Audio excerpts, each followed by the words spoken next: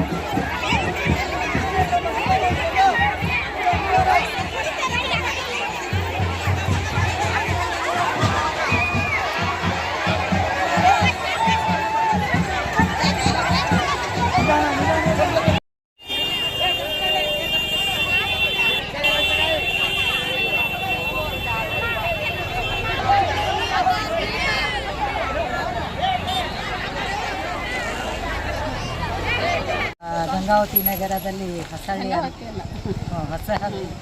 ಹೊಸಳ್ಳಿಯಲ್ಲಿ ಗಂಗಾದೇಶ್ವರ ಜಯಂತಿ ಉತ್ಸವ ಇವತ್ತು ಎಲ್ಲ ಸಮಾಜದವರು ಸೇರಿ ಕಟ್ಟಿಗೆದು ಇದನ್ನು ತೇರನ್ನು ಮಾಡಿದ್ದಾರೆ.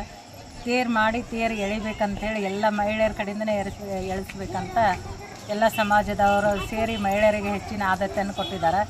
ಇವತ್ತು ಎಲ್ಲ ಮಹಿಳೆಯರು ಸೇರಿ ಎಲ್ಲ ಅಕ್ಕ ತಂಗಿಯರು, ಅಣ್ಣ ತಮ್ಮಂದಿರು ಎಲ್ಲರ ಸಹಕಾರದಿಂದ ನಾವೆಲ್ಲರೂ ತೇರನ್ನು ಎಳೆದು ತುಂಬ ಸಂತೋಷ ಅನ್ನಿಸ್ತಿದೆ ನಮಗೆ. ಯಾಕಂದರೆ ಗಂಗಾ ಮಾತೆ ಮಂದಿರಗಳು ಇರೋದು ಭಾಳ ಕಡಿಮೆ.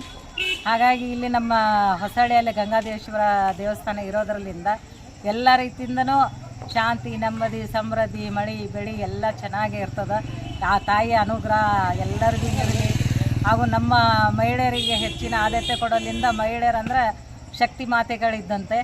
ಹಾಗಾಗಿ ಎಲ್ಲ ದೇವತೆಗಳ ಅನುಗ್ರಹದಿಂದ ಶಾಂತಿ ಸಮೃದ್ಧಿ ಕೊಡಲಿ ಅಂತ ಆ ಗಂಗಾ ಮಾತೆಯಲ್ಲಿ ಅನುಗ್ರಹಿಸಲಿ ಅಂತ ನಾನು ಬೇಡ್ಕೊತೀನಿ. ಜೈ ಹಿಂದ್, ಜೈ ಗಂಗಾ ಮಾತೆ.